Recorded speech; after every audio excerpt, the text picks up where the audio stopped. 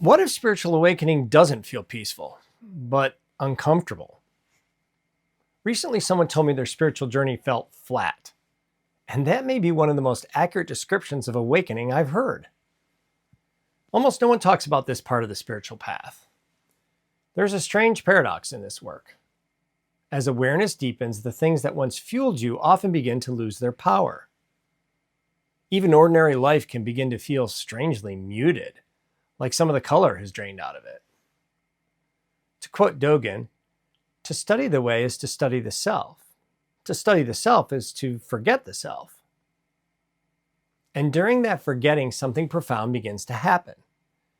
The identity you built your life around starts coming apart. The roles, ambitions, and expectations that once defined you no longer feel authentic. The egoic fuel of striving, proving, and performing begins running out. Because once you notice the fear, insufficiency, and conditioning underneath them, the old motivations start collapsing. And it doesn't always feel dramatic. Sometimes it just feels heavy, empty. The things you used to push for now feel harder to care about. Even simple tasks can feel strangely difficult. You look at your day and feel no real pull towards it.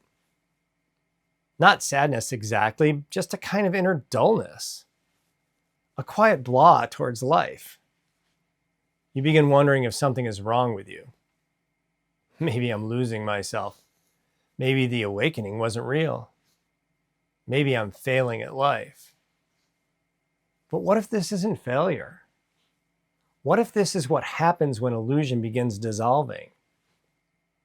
Because awakening doesn't merely add to your life, it also removes.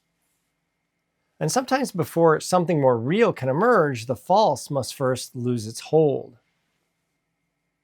That flatness you feel may not be deadness at all, but space.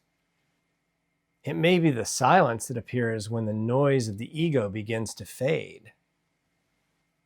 Not failure, a doorway. Come, walk with me a while.